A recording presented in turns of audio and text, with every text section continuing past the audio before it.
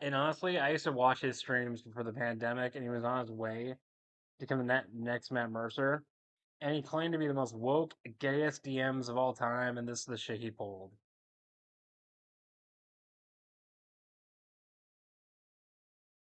Like, Hold on, let me find out where I put. Where was it? Do.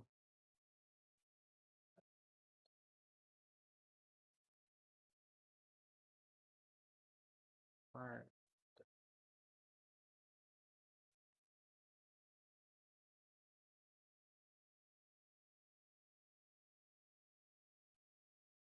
Give me a sec. um,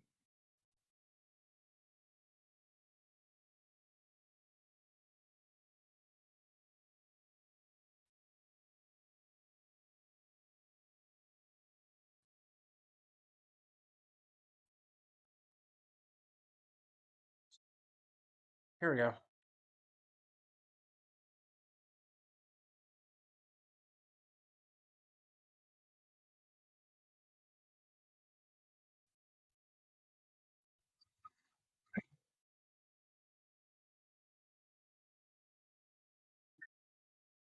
Let's do this. The days. Okay, We built these games back in 2019. Raid Shadow Legends sucks ass. Strategy Okay. RPGs. D&D. nah, I Dungeons don't play games and like that, so I don't Dragons. know. Over the last 10 years, Dungeons & Dragons has seen a meteoric rise in popularity, growing from a game that was once for losers, nerds, and social outcasts to a game for everyone. D&D even receiving its own movie, as well as becoming a full-time job for many content creators out there. However, despite all this positivity and success, D&D at times can't seem to break free from its bad actors and remnants from a time long past. Hello everyone, I'm Finn. Welcome back to Finn Films. Join me today as we are once again diving down the rabbit hole that is D&D horror stories. As today we are exploring the story of the downfall of one of the biggest D&D Dungeons and Dragons content creators in the space, a man who built his brand on consent, only to, well, turn around and break it. A man named Adam Kobil. He kind of looks like Vosh. Before we get into Very the similar. insanely cringe story of the downfall of Adam Kobil, first we need to get a little bit of a history lesson so we can kind of set the stage for what is to come. I mean, he likes horses and little girls. Oh, this guy molested one of his players in Dungeons & Dragons was first created and published in 1974 by Gary Gygax, and over the years has gone through a number of editions, each edition changing certain elements of the rule and game mechanics, along with expanding player classes, as well as player races and all sorts of different types of monsters, just as an example. However, D&D throughout a majority of its lifetime has seen nowhere near the amount of success that it's seen in the last 10 years, the amount of mainstream success and acceptance that we've seen since the release of D&D 5e.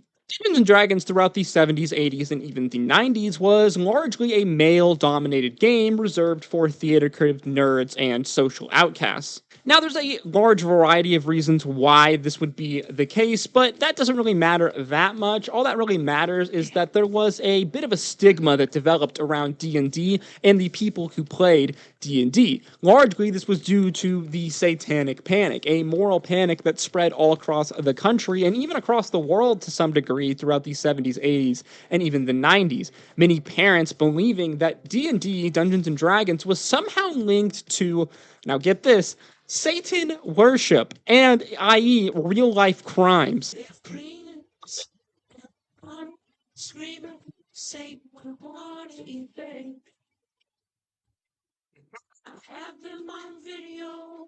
I've done a whole video on the insanity that was the Satanic Panic in the 80s. I want to hear if you want to something learn wild. more about that in detail, then I'll link the video. What? I want to know something wild, bro. Dude, you know Trump is trying to get Alex Jones unbanned off of YouTube? That's funny. That's funny. Isn't that funny, dude? That's so random. Isn't that so random? Let me skip ahead the rise of Adam. Huh? You must give me ahead the good stuff. Give me a sec. Build a website you love with Wix.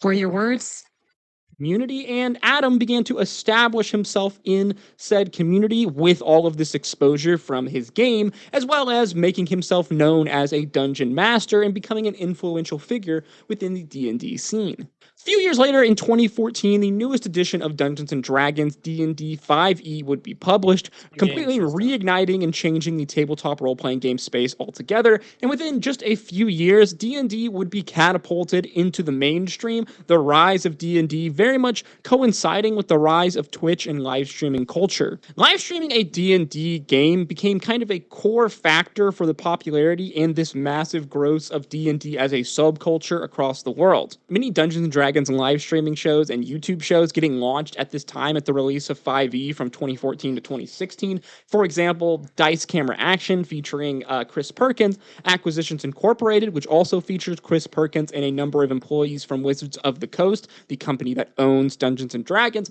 and obviously Critical Role, the most popular and most successful D&D live streaming show to date. This game growing so large that this group of just nerdy-ass voice actors and friends grew to an entire production company. This show, this D&D show, even getting their own animated series on Amazon Prime Video. Adam Kobil as well would also very much flourish in this environment of streaming on Twitch and YouTube, combined with a surge in popularity for D&D with D&D 5e, as Adam would leverage his status that he had gained in the RPG community with the release of Dungeon Worlds, and would begin running his own D&D live streams in around 2014. These live streams featured a number of kind of popular creators within the RPG space, such creators as the YouTuber JP, and soon Adam, along with JP and two other dungeon masters, Stephen Lumpkin and Neil Erickson, better known as Koibu, started a show and a channel called Roleplay. Adam would continue his rise, a year later becoming the DM in residence for Roll20,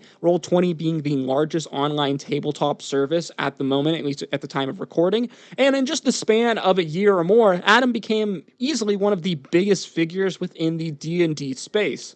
Adam as well, around this time, began to market himself as a kind of representative for the socially conscious of the tabletop role-playing game and D&D scene. As for years, as we said at the beginning of the video, this space, the D&D space, had been a bit of a reputation for being an old boys club and had a reputation for gatekeeping, sexism, elitism, just general antisocial behavior had run amok in this space for many, many years. However, with the release of D&D 5e and this massive blow-up of the popularity of the hobby, D&D had suddenly entered into a new era. The world had grown much more progressive, and the simplification of D&D 5e and its rule set had seen the hobby really spread far and wide to all sorts of people all over the world. It wasn't just the male-dominant nerd space anymore that it had previously once been. Now, D&D was a game for everyone, no matter what your gender, your identity, or your background was. People from all shapes and sizes, from all backgrounds, were now welcomed into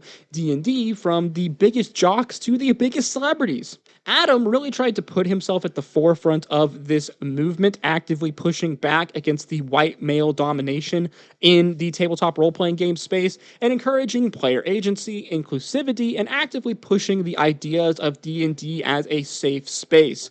Of course, the irony of all of this is that ultimately Adam would reveal himself as the thing that he so publicly pushed back against, and to me, that is just hilarious irony. It also really brings to mind another certain dungeon master who I covered on this channel, who positioned himself in a similar type of way. Yeah, I'm talking about Arcadum. However, we're getting way ahead of ourselves now. At this point in our story, roleplay as a channel was really in its ascendancy, though behind the scenes a bit of trouble began to brew, specifically trouble between the Dungeon Masters, the three group of Dungeon Masters, and the channel's main creator, the YouTuber JP. As the channel had grown very quickly into one of the largest tabletop role-playing game franchises, these three DMs wanted to renegotiate formal contracts with the creator, JP, and they chose Adam to represent them. However, what they didn't expect was for Adam to double-cross them. These negotiations that Adam led did not, in fact, result in new contracts with better terms for all three DMs. No, in fact, they resulted with Adam being the sole game master for Roleplay the channel. With Stephen and Neil being completely kicked to the curb, shown the door, fired, your services will no longer be needed anymore, and it was told to the Roleplay fans that, get this, Stephen and Neil stepped away from the project willingly because they had other commitments. The truth of what actually happened here wouldn't come out for some time until both Stephen and Neil had made public statements on Twitter. From here on, though, with no one knowing what had happened behind the scenes, Adam was the king of roleplay. It was his show, baby. He was now the sole IP, the sole creator, working within the role. Now cast your minds back to 2020. COVID is in full swing, toilet paper is in short supply, and lockdown is in full effect. People are stuck in their homes, so Twitch.tv has seen a massive rise in users because, well, what else are people supposed to do when they aren't allowed to touch grass? At this time, Adam is running a number of games, one of them being the second season of Far Verona. And this is where things start to go horribly wrong. One of these players on Far Verona was a woman named Elspeth Eastman, an actress and composer who has worked on games such as League of Legends and Cadence of Hyrule. In this episode, her character, a robotic bartender named Johnny, went to see a friend for repairs and upgrades. Now, just a little warning here, the clip that I'm about to show you is one of the most cringe and uncomfortable things that you will ever see in your life. So if you'd like to be spared this, then go ahead and skip to the time on screen now. He says to you, he's like, don't be scared. I've done it before. I can show you. He picks up some kind of like device, right? It's got a plug on one end and some buttons on the handle. And he says, I'm going to do it real gentle the first time and you tell me how it feels, okay? He places the edge of the device against the port and he presses a button. And Johnny has, for the first time in his entire life, whatever the equivalent of a robot orgasm, right there, it hits you like a truck. Your vision like flickers and blurs. Your temperature sensors all go haywire for just a second. Your knees buckle slightly. These like, did he actually do this, or is this just like the ultimate? That's the last shot. I think that's the shot of the episode. Is Johnny getting his brain stimulated? I feel like this is where Johnny should shout for help. What? Dude, is this like liberal shit? Dude, this sounds like fucking baby leftist shit. The explorers. The wanderers. Dude, he violated her in a game. Where others see darkness. Well, Tavian, help. They see stories to be told. Tavian's gone. He can't help me. In summary, the mechanic character, an NPC which was played by the DM, Adam Kobil, violated the robotic bartender, forcing the character to, well, get off, if you know what I mean. You have a poison in your mind, and the fact that you can't see it makes me so sad. I remember being on the internet like not long after this happened because this clip went viral. And of course it did because it's insane. And one of the most cringe things that I've ever seen on the internet. I mean, look at the looks on the player's face. Look at how uncomfortable they are. I think this really just says it all. In the meanwhile, Adam is just giggling and laughing his ass off, laughing his way through this description of what is happening, which is basically... What do you think? Debate. Did you see that? I think this shit is the most overreacting leftist shit I've ever fucking heard. The guy violated one of his players. Molested. I thought you meant he was touching under the table and shit. I thought, like, not this fucking bullshit. It gets worse. essay. The session would end basically right after this scene, Adam in a post-session discussion responding to the players' protest about said scene with a robots need love too. Robots need love too. That's right. We have to start every episode with an explosion. So okay. All right. So That happened, I guess. Get some help. Remember that for years now, up until this point, Adam had built his reputation as the socially conscious DM, the dungeon master who advocated for consent and inclusivity in his games, and sought to move away from this old boys club Yeah, dude, if he stereotype. he's so Yet, based. what he just did on a Yo, Mike, live you could stream hear in front of Reddit so hundreds of violent. people to a female player's character spat in the face of all of that.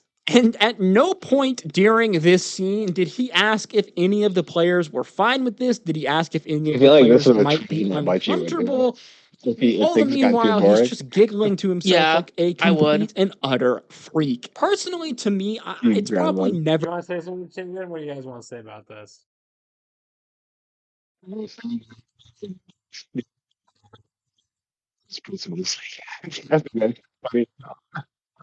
It Did he gets troll the worse. shit out of him?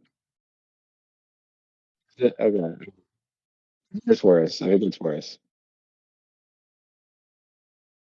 a good idea to roleplay some freaky shit in your D&D game, but like if you're gonna do it, then you need to get expressive consent from all the players at the table, and these players should Signed by a probably Jewish be lawyer. close friends, but to me, this almost always ends horribly, and horribly it did end for Adam Kobil. The fallout to this was immediate.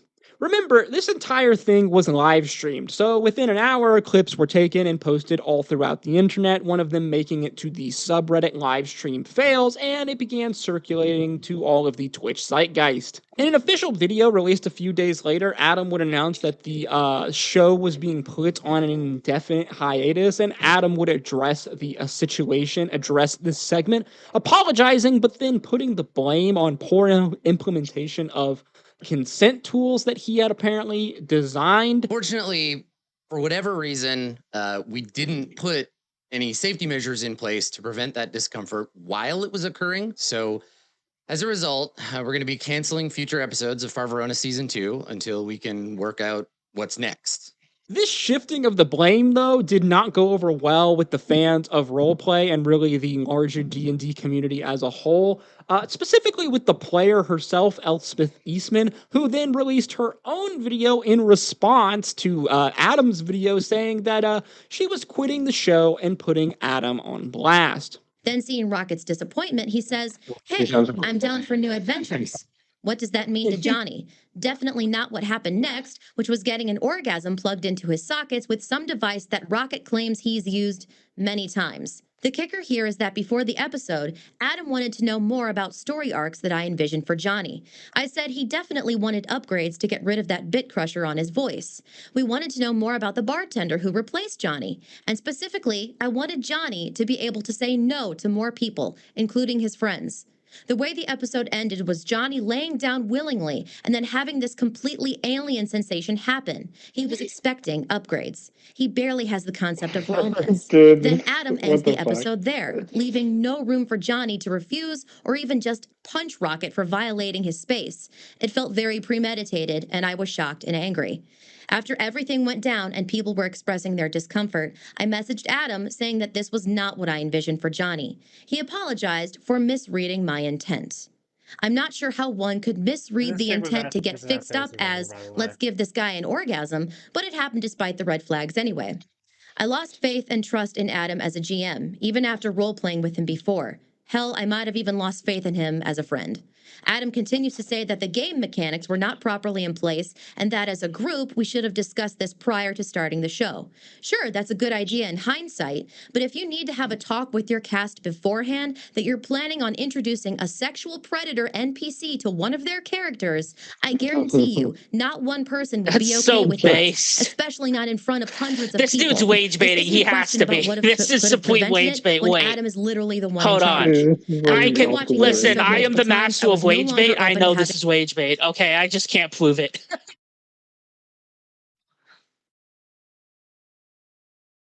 You violated someone emotionally who's been attacked before, okay? It's a fact. Listen, okay. So master wage bait, or I can tell wage bait. You guys want to keep watching? Master Race. having my we character can or keep my watching name it. tied to the story. So What I do you quit. mean? We're For watching now, this these whole are my thing. The thoughts and fuck? I'm feelings on the interested matter. now. To all the fans of the Yeah. show and of Johnny, I thank you for watching and thanks for hearing me out. Stay safe, stay healthy, peace.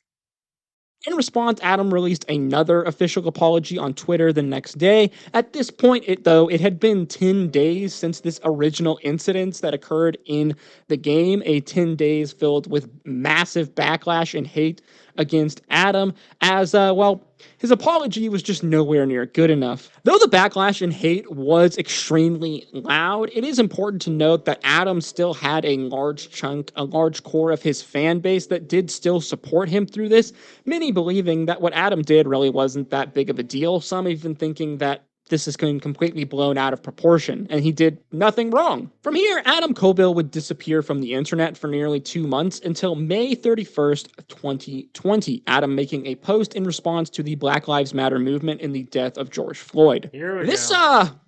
This did not go over well with many people in the D&D community, as some people would accuse Adam of trying to take advantage of a very bad situation as a means to try to re-enter into the internet in a more positive light. Adam would once again disappear from the internet for about a week until he published an article on his personal blog titled Moving On. In the article, Adam would discuss his rise to prominence as a dungeon master in the D&D space, how he became an influencer and a creator.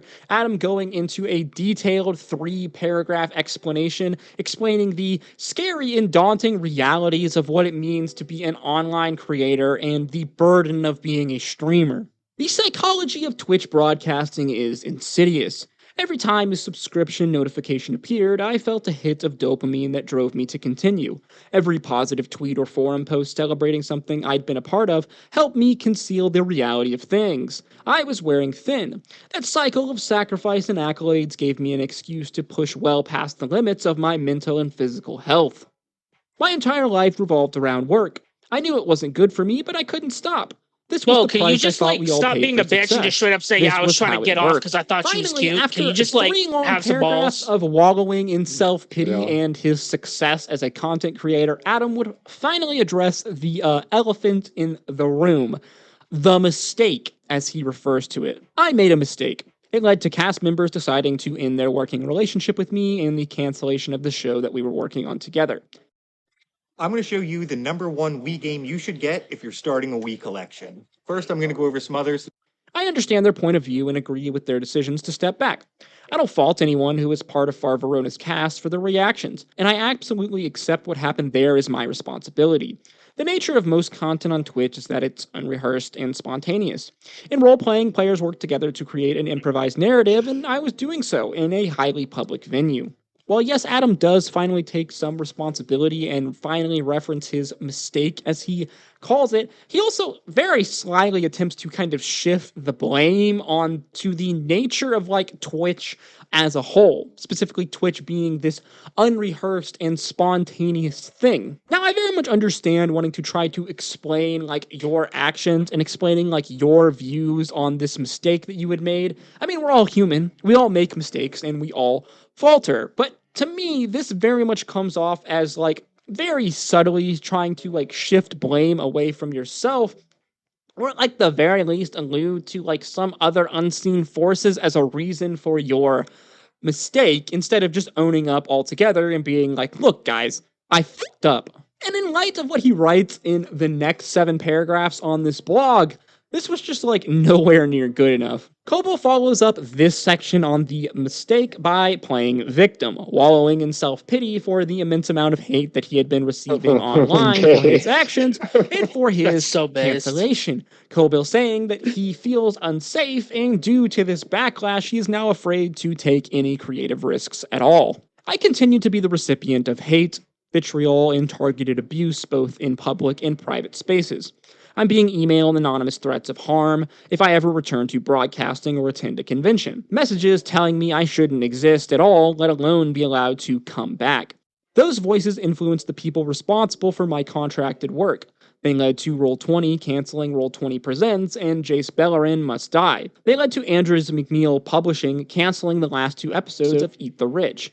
My mistake started an avalanche of cascading collapse, fueled by the most aggressive cruelty I've ever experienced. I don't feel the trust and support necessary to take creative risks in the broadcasting space I belong to.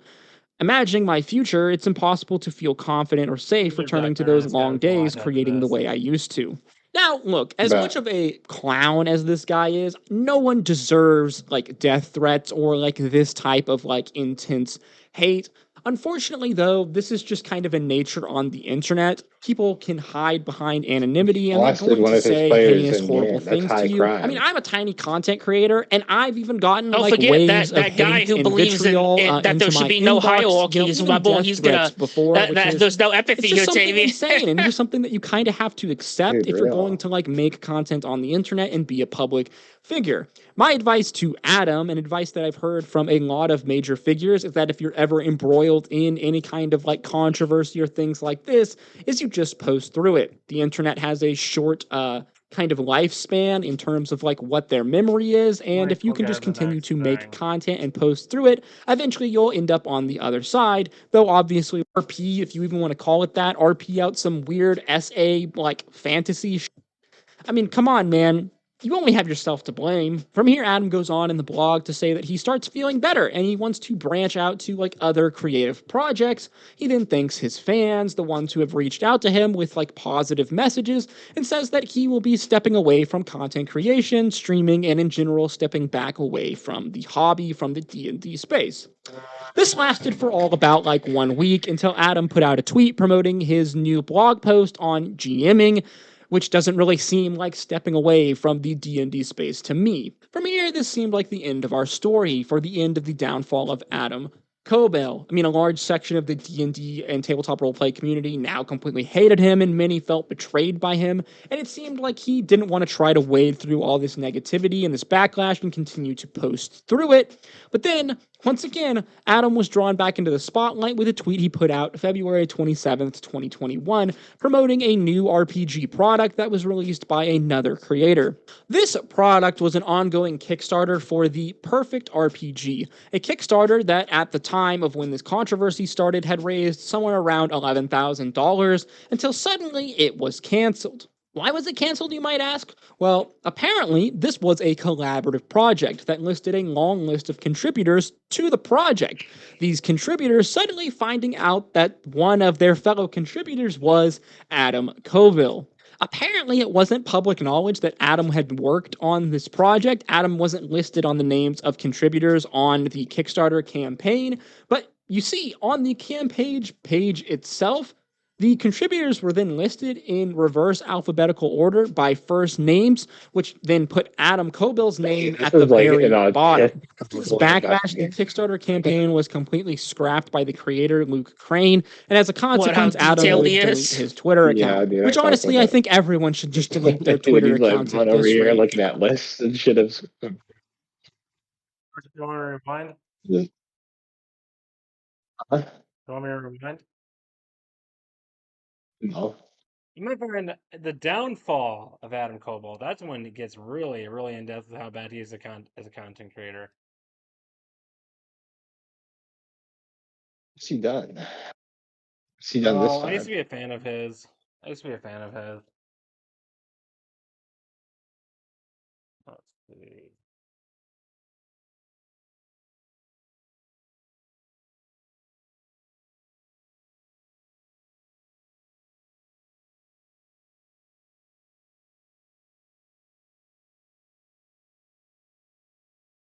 I like a professional hate watcher, dude.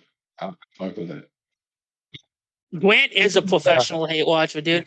If he got paid, dude, if this nigga got paid like $30 an hour to hate watch, dude, the amount of overtime he'd be clocking in would be fucking retarded.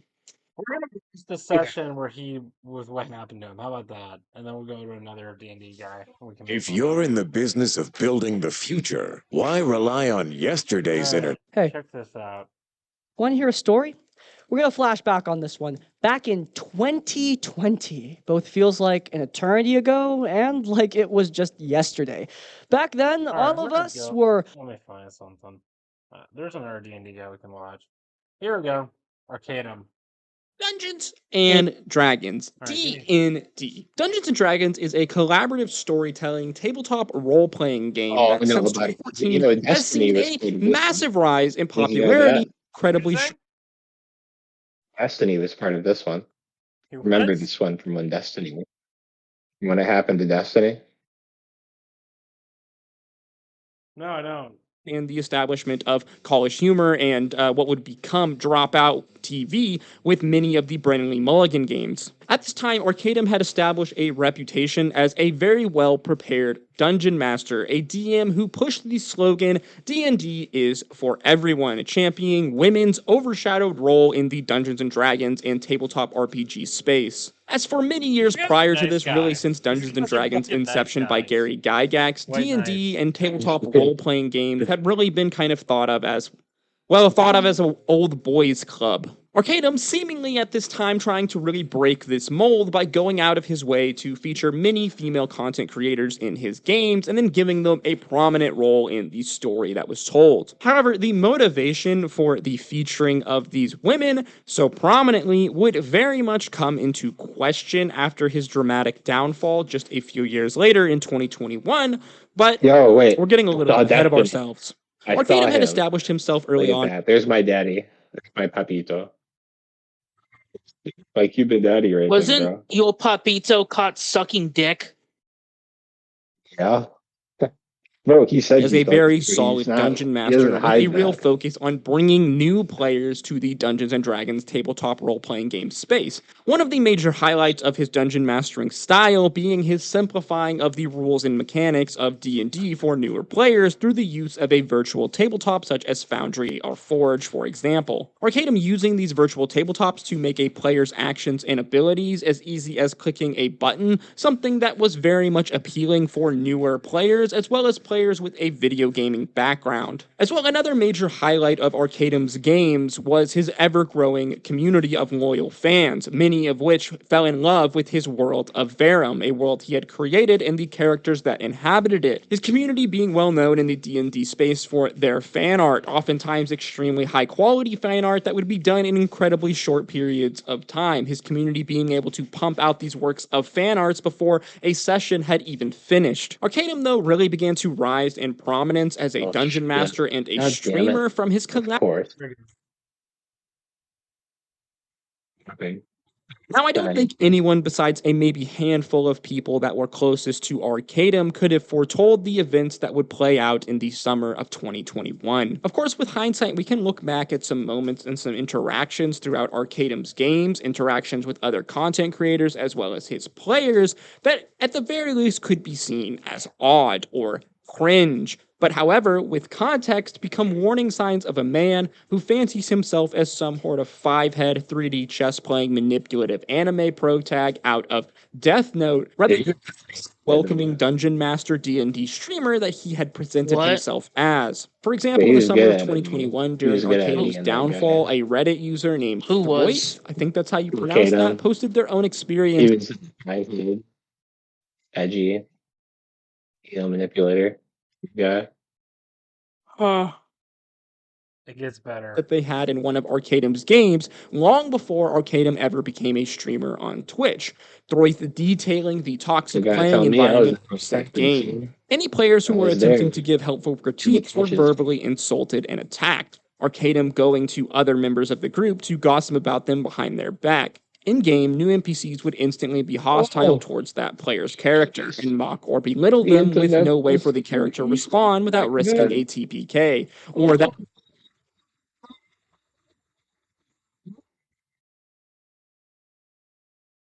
player character's goals would be moved or taken away from them with no way to counteract it. Worse, he would hamper or injure another player's character and lay the blame on the character that he felt had slighted him, alienating that player from the rest of the group. What? I did nothing. He paused the video when I was talking and didn't say anything to me. I just thought it was funny. Group. The game was a toxic environment to play in. The largest example being what Arcadum called the Reaping. The Reaping entailed the party group losing magic items, plot points, storyline NPCs, and basically all progress because a player had to drop from the game, willingly or due to life circumstances. This is just one paragraph from a very long post detailing a lot of classic problematic DMing behavior from Arcadum. Of course, this took place long before he streamed, and in my opinion, the most troublesome of which being Arcadum's unwillingness to take criticism and how he spoke behind people's back in an attempt to manipulate them. Foreshadowing anyone? So we need to cast our mind back to late summer 2021. Arcadum is arguably at the peak of his career and popularity, running a variety of games, from a game full of female VTubers to a game featuring only large content creators and streamers from the OTB organization, to possibly his most popular game featuring the streamers Moon, Soda Poppin', and Surefour. In the last few weeks of August 2021, Arcadum would suddenly remove and ban several women from his community, one of them being his friend, as well as his employee, Kelly Siren. In Kelly's Twitlonger post that she would release at the end of August and early September 2021, she would say that the reason that she was given for being kicked from Arcadum's community was that his long-term fiance, which Arcadum oftentimes would refer to as his wife, her name being Tiffany, was made aware of a set of private messages between Arcadum and Kelly, as well as several other female content creators, as well as another one of his employees. In Kelly's Twitlonger, she details how her and Arcadum came to be close friends, Arcadum using the classic emotional pump and dump manipulator tactic to get close to her. Arcadum opened up to me about something really bad that happened in his relationship. He would ask for my support and would ask me to get on VR chat with him to listen and to help him. Things then started to shift a bit when he suggested I comfort him in more ways than just words. We do a little ERP. This is the beginning of the end for Arcadum. It would be made aware that Arcadum was engaging in this kind of relationship and behavior with a number of women behind his wife, fiance's back. This type of behavior being emotionally manipulative and abusive and pushing a certain kind of sexual type relationship onto many women, many of which felt that they could not say no because of the power dynamics between them and the manipulation that Arcadum engaged in, none of them knowing that there were all of these other women behind the scenes that Arcadum was engaging in this type of communication with.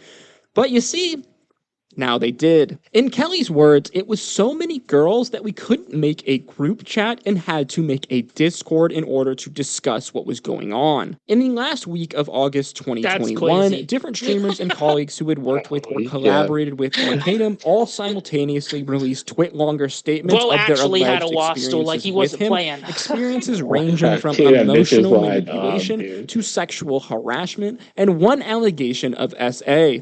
Most, if not all, providing some sort of Discord logs, as well as even some recorded voice conversations that all were extremely damning. The most common allegation being that Arcadum used his position of power and his position of friendship with many of these women to pressure them into emotional and sexually satisfying him, oftentimes through Discord calls or even through the video game VR chat. As one Twitch streamer, Mia, discusses in her statement, Arcadum would routinely pressure her for lap dances and erotic roleplay within VR chat. Many of these other women echoing these same types of allegations, such as Lyra121 and even Kelly Siren, even through the video game VR chat. As one Twitch streamer, Mia, discusses in her statement, Arcadum would routinely pressure her for lap dances and erotic roleplay within VR chat. Many of these other women echoing these same types of allegations, such as Lyra121 and even Kelly Siren, who we mentioned earlier, all of them echoing similar allegations in their own statements. Kelly even being an employee of Arcadum, along with another one of the victims named Cree, which brings in a whole nother problem of power dynamics. The large VTuber Momo wrote in her statement that Arcadum manipulated her and even groomed her. In her words, he twisted me to believe all of his words, no matter what we talked about. And if you read Momo's Twitlonger along with the Twitlongers of the other 21 women who all came forward and their copious amounts of logs and DMs with Arcadum, you begin to see the evident cycle of manipulation and abuse that Arcadum used, again, in the words of the content creator Momo, anger, jealousy, sympathy farming, and then reassurance of his status. This was Arcadum's cycle of abuse. This exact same type of behavior and manipulative cycle repeated itself with many of these women in many different forms, but in essence, it is all the same. First, win the trust of these women and worm yourself into their DMs by showing a Play calls.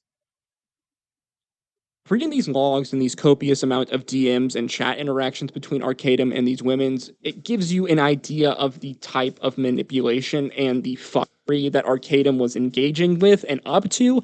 If you've ever dealt with an abusive relationship or an abusive person, manipulative person in your life, then reading these DMs, these things, is enough for you to be like, oh yeah, this guy is extremely calculated and manipulative. Again, mining through these DMs and reading all these chat interactions is one thing, but I think where Arcadum's actions really become evident that his abuse and his manipulation was calculated all along, and where it really hits home is when you listen to him speak. The following is a slice of a voice recording between Arcadum and Naomi, one of the victims who came forward and released these voice logs in her Twitlonger statement. Obviously, Arcadum was completely unaware that he was being recorded in these voice calls, and to me, I think you can really get a better idea of really the sense of the manipulation tactics that he used happening in real time when you listen to it. The entire voice recording can be found in Naomi's Twitlonger statement, along with countless of other YouTube videos on the internet and Internet Archive,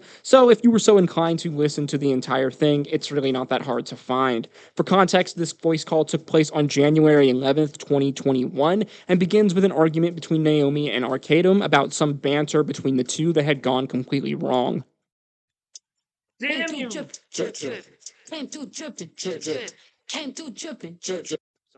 What, Grant? What the fuck is so? What the fuck? Don't scream in my ear like that, you fucking niggled.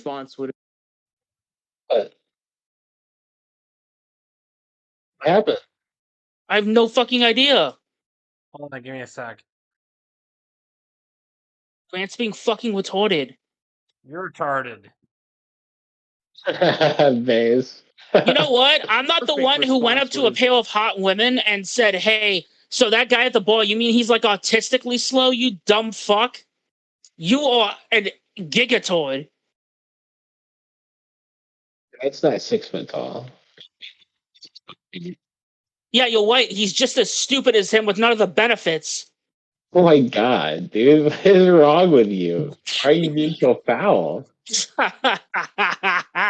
Been the same amount of parties you do, and that would have been fantastic, and I would have loved it, because that is how friendship is showed, especially amongst the crowd that I was hanging out with at the time. So now we move on to this point. I will no longer be bantering with you because I have no way of knowing as to whether or not you're going to be able to take it, because I have been very, very careful leading up to this point on what you can and can't take, and it seemed like you could. I was wrong. This is what I'm saying. What was your intention? That you would message me in the middle of the night after I was laying down saying that was uncalled for and too far? Like, I wanted to tell you. I wanted to tell you, right? That's what you wanted. Yes, but that doesn't mean and you got it. So what else is there to talk about? That doesn't mean that. Yo, this guy's kind of sounding like me. Shut something down. Like No. You don't get to decide what it means. I get to decide how I react to it. And the only way to ensure that's a fire that bar. Wait, what did he say? I didn't even get to heal. Wait, Grant, rewind it. So what? I get to decide how I react to it. And the only way to ensure rewind it like a little bit more. What else is there to talk about? That doesn't mean that you need to completely shut something down. No. You don't get to decide what it means. I get to decide how I react to it. And the only way to ensure that's a fire bar right there. It's a fireball. Is to not include that's like top tier manipulation. So what I'm saying is that I didn't perceive it as like you telling me that nobody likes me. He has this bitch on a fucking fishing hook right now. You see this? You hear how she's talking? She's This like, is an no. Olympic level, phrase, dude. like, This is you don't get Olympic invited level, back to dude. parties. God, implies man, people if I don't like did you this enough more to often to invite women, you back I'd to I'd parties, get a or whole bunch of bitches on my dick. something negative results in you not being Oh, You invited know back to what? parties. Maybe I. You know what? If you Maybe can't I just have should. banter, Actually, you it know can what? mean Never that. mind. So Yeah, that was focus on emo, you. bro. Like, That that, That's was too I'm just evil. saying, what I'm saying Fuck is that evil. like that phrase in and of itself did not feel like banter to me, because Munchie's gonna I be don't right next to take. King Bond in That's hell, not bro. my That's problem, crazy. is it? Hell yeah. I mean, wait. So Be stronger, my advice, or don't play. like, okay, this comment I didn't perceive as normal banter. That's why it was outside of the realm of the usual stuff that I'm always fine with. Like that was my intention. It wasn't my intention to be like, Well, that explains why Kelly left. well, her and I were gonna hang out anyway, and I messaged her if she still wanted to hang out. I didn't message her talking about your Awesome. shit. Yeah, I'm gonna have to deal with that later. Did you or did you not talk to her about what I said? Yeah, but that was Oh, after. and now I'm gonna pay for that. What? No, dude, that was Now I'm way gonna after her pay and for I had that, already dude. started talking. That's not why she left. Okay, well, here's the thing. You don't know her as well as I do. And if you think for a fact that what you've just done won't have rippling consequences, then you're wrong or naive. So, sorry. Like, now I have additional stress. Now I know I have to deal with that. And please don't message her trying to nip it in the bud, because that will just make it worse. Arcadum continues with this kind of behavior on this voice call for a while. This guy being basically completely unable to take like any criticism or any real responsibility for his actions at all, constantly shifting the blame to Naomi and responding with aggression whenever she pushes back, even in like the lightest, softest of ways, until finally we get to this absolute gem of a moment from this voice call when you really see just like what is Festo is going up through in my this guy's fucking mind. shit, bro. What is Do you going think that if on? you didn't do Oh, D&D that Fester's people trying to get wouldn't it be right, friends bro. with you? Like that's not the Give Fester case. some love. No. I know that's. In fact, I can give you a percentage. It is actually, I believe it is 17.8% of the people that I run D&D for will continue to be my friends once the game is done. I have that number for you. Dude, look, I he's have got made that shit down calculation. to a I fucking have made that science, calculation bro. for Yeah, separate that shit down to a occasions. number. That's crazy. The evidence is empirical. The So, evidence is sorry. I believe it is 48% of you won't talk to me ever. The evidence is empirical. Wait, what about the That's other crazy. So bad. Passing Dude, messages, he's not a real bars friendship. right now, dude. Oh my Now, god. those numbers are probably going to be more bloated onto the passivity due to my position as a streamer. I haven't done the recalculations based off of that yet, but I can tell you unequivocally that the use of D&D in order to make friends has a 17.8% retention rate. That's the tragedy that I live. So I don't expect you to understand that. I don't bring it up because it just makes people feel awful. But that's the reality of it. I mean, is that like for all DMs or for you specifically? That's for me. I can't speak for all DMs. Right. That's for me specifically. But considering that that's the only measurement that matters is because it's me. I'm not someone else. So yeah, that's me specifically. Oh Yeah, my but, like, god, have you Festo, thought get out about the why they fucking way! Like Of course I aside have. from the obvious clout chasers, because Oh no. This was before clout. Okay. This is before any of that. These measurements are based off my entire career. So 17.8%. Okay. Well, have you But anyway, thought about why though? Of course I have, Naomi. Please. Yes, I have. I have augmented behaviors. I have done experiments. I have to augmented determine behaviors. why. I have done tried experiments. to pick different ethnicities. I've tried to do Well, different the way he said gender please. counts. I've He done said he's everything trying to pick different within my Go power ahead, to can you want experiment, that back, to experiment, and that please? number has remained Please. depressed into different to determine why. Go ahead. I have tried Go to ahead, I pick want it different back. ethnicities. I've tried to do different gender counts. I've done everything that was within my power Go to ahead, I'm experiment, begging you. and that number has Please. Because oh no. This was before clout. Okay. This is before any of that. These measurements are based off my entire career. So 17.8%. Okay. Well, have you But thought, anyway. thought about why though? Of course I have, Naomi. Please. Yes, Please. I have. I have augmented behaviors. I have done experiments to determine why. I have tried He to said pick that in different the most ethnicities. elegant I've tone tried I've to do ever heard different the word gender please said. counts. Holy I've shit. done everything with that Did you was hear within that? my power to experiment, and that number has remained depressingly the same. So that's the way it is. It could just be because it's me.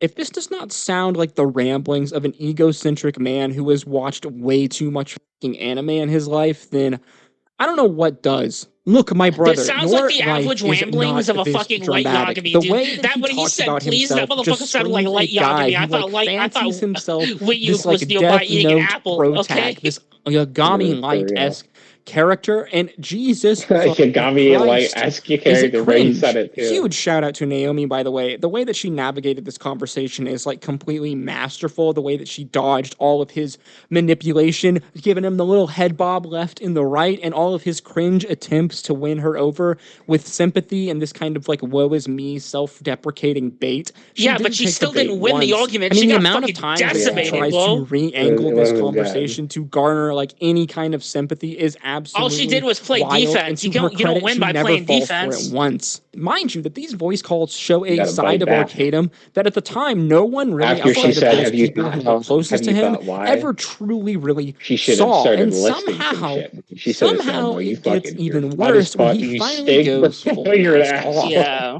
People think that, oh, you're way too hard on yourself. I'm hard on myself in the way that I'm hard on myself because once, many years ago, I allowed myself to become arrogant and I became the most evil version of myself that I have ever witnessed. It disgusted me. Okay. Because imagine, I have you know me been enough now that you know what my abilities are. Imagine if they had no temperance.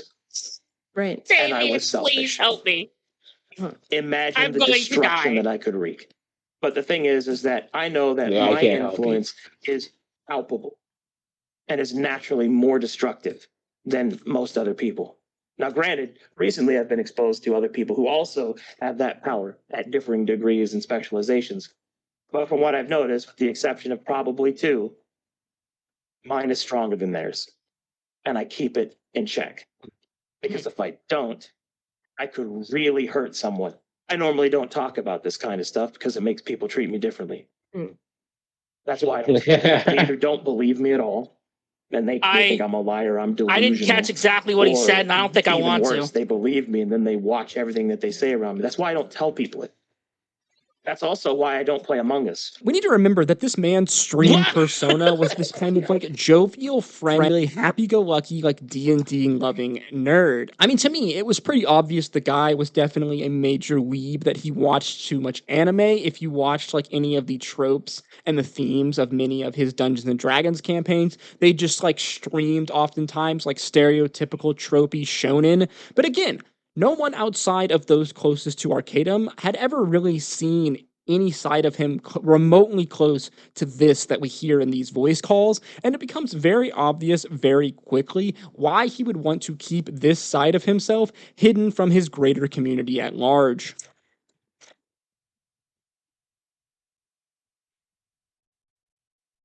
Hope that in time, that they'll forgive me, even though I don't deserve it. Well, you know better than most people that all actions have consequences. As a person who creates stories for hundreds of people, you know that all actions have consequences. After these 21 women would come forward at the end of August 2021, Arcadum would quickly reply with a statement of his own being released on September 2nd, 2021. In his Twitlonger statement, he said this: "I have developed and engaged with a wide range of relationships with people over the years, some of them leading into sexual territories and times when I made mistakes and was selfish.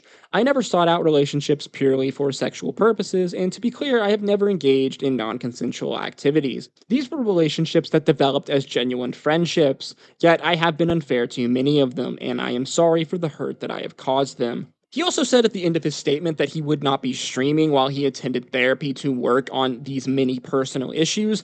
By personal issues, I can only assume he means the manipulative way he uses people and his sociopathic anime main character protag syndrome that he seemingly suffers from. But of course, though, in classic Twitch streamer content creator fashion, 6 months later he was back and he was streaming, albeit to a much smaller audience. To me, it really does seem like the most likely reason he brought these women into his campaign and then featured them so prominently in his stories was so he could win them over as friends and then could eventually manipulate them and make advances on them, putting them in a situation where many felt like they couldn't say no because of how he would respond. In other situations, they felt they were unable to say no because of the power dynamics he held over them as their employer. Now, I'm no psychologist or psychiatrist, but I have had some extensive dealings with manipulative and abusive people in my life, and Arcadum to me fits the bill of a guy who definitely watched too much anime in his younger years and has a massive ego complex, where he views himself as this Yagami Light as character, as well as God's gift to D&D. His ego only growing 9 times larger from the money, clout, and fame that he received in his Twitch streaming career. All the stupid tropes, all the stupid anime shit that happened in our stupid fucking D&D games are all anime inspired, not military inspired, and were the product of someone who thought they were creative, literally stealing.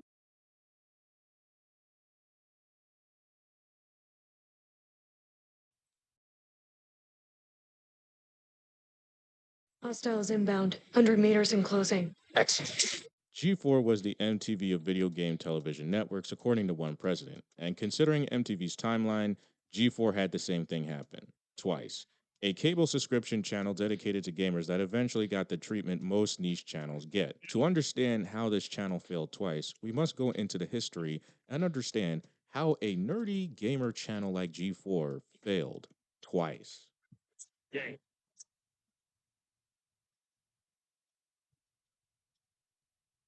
G4 on April 24th of 2002 was launched by Comcast, and at that time G4 was only available through subscription. The rival channel was Tech TV, however, was targeted at 12 to 34-year-old men. During the launch, 3 million subscribers were watching the channel. Former President Charles Hirschhorn wanted G4 to be the MTV of video gaming news and television, not understanding why and how the channel failed or why there was a low interest in the network over time. Advertisers were given deals on the channel where the network would run 2-minute units.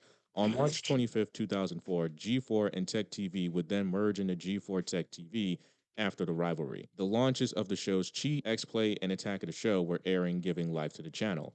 It would seem like a great idea to have a channel like this that catered to gamers. So what were the shows like?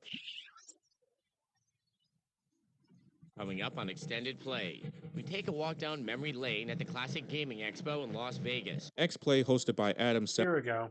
This is why G4 died.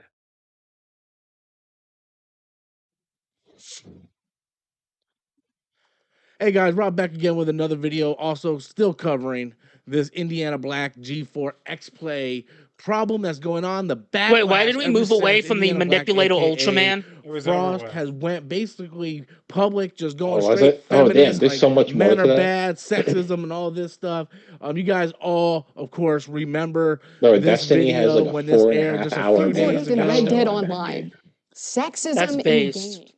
In joining G4, We might have to start that tonight. Yep. Yeah, we all remember this video. There's right? another We one that's all also super remember good. this video. There's a guy named So Bob let's Seven. talk about He was some in of the the D&D other stuff community. that's He was going an on, because actual since like then, a lot of people on the manipulative internet genie. has been doing some digging. He got and friendships to to me, fall I feel apart. like He she's got definitely girls the wrong to person fist for the fight, job. dude. It was One, crazy. you're trying to relaunch His a words were platform powerful. that bro. was Bob established Seven years is ago. nuts. You're trying to relaunch it. The last thing you want to do is alienate your damn fans.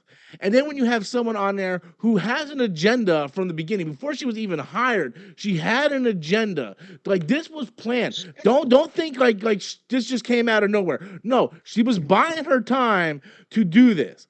all the time. She knew this was going to happen. She knew that this was going to happen. Yes, completionist. This was not where anybody thought it was going, but she was buying her time until she had the platform so she can give out her personal agenda on what she wants to do. Has nothing to do with gaming whatsoever. Does sexism and all that stuff exist in gaming? Sure, but that exists all over the world. Right? There's a time and a place to take care of it. But when you sit there and you launch out at your fans and accusing all your fans, all the fans that doesn't agree with you, and when you start accusing all of them to be sexist because you are a woman, just because they disagree with you, that's the problem. You can't sit there and say all the people that disagree with me just disagree with me because I'm sexist or because they're sexist. You can't do that. Maybe they just disagree with you because you're wrong on a lot of shit. And I'm going to show a couple of those things right now. So this is the clip from the other day, December 20th. So let's check out this clip. Let's see what Indiana Black Frost has to say. First person game. Oh, I've got some fun facts to kick us all off to get everyone up to speed. Okay. For the Skyrim in space. Let's do it. First and foremost, that this is the first Bethesda IP or original IP in 25 years. Yeah, think about that one. They've been sitting on Fallout and Elder Scrolls for 25 years. What about Rogue Warrior? No. It doesn't count? No. Oh, go on. So let's talk about that. She claims that Bethesda hasn't delivered any original IP in 25 years. They've been living on Elder Scrolls and Fallouts for the past 25 years. So I brought up the Wikipedia page. I just want to go over a couple things here. Here's the Wikipedia page, and I'm just going to go over like the past, less than 25 years. So we got Dishonored, we got Doom, we got Brink, we got The Evil Within, Prey, Deathloop, Starfield coming out. She's saying Starfield was the first one in 25 years. Now, she's sort of right, but not really right because she didn't word it correctly. So when you start going through some of this stuff like Dishonored, right? This was developed by a different studio, but published by Bethesda, right? So you go to other things. Let's check out Brink, right? It's a Bethesda developed or a Bethesda published game, but it wasn't developed by Bethesda. It was developed by Rebellion. So she's sort of right in terms of, well, Bethesda hasn't developed an original IP in 25 years. But that's not what she said. She said Bethesda hasn't given us any original IP in 25 years. Meanwhile, you can see the plethora of different original IPs right here. I mean, Doom and Wolfenstein isn't an original IP. They were already established. But you see the original stuff that was developed in the 25 years. But it was published by Bethesda, even though they didn't develop it. Jennifer, oh my God, you got it wrong. Here we go. More incorrect stuff. Let's go to the rest of completionist is like, I wish I just never signed on to this job. Well, she says more stuff that's completely not correct. Really overtook things with their library. The PS3 was great. PS4 was probably fine till the end of its era. The PS3 is great, and the PS4 is until the end of the. What are you talking about? Oh my God, you got it wrong. The PS3 came out, and it was such a disappointment and failure at the beginning of its cycle because it came out with that insane price point where they had two different models. One was like $499, the other one was $599, and everybody's like, "What's $600 for a freaking PlayStation 3?" Meanwhile, the Xbox 360 came in at a much, much, much lower price point, and the Xbox 360 dominated sales. God. And then it wasn't until the Red Ring of Death, until the PlayStation cut the price, when the Red Ring of Death happened with the Xbox, and PlayStation remodeled the PlayStation 3 and cut the price down to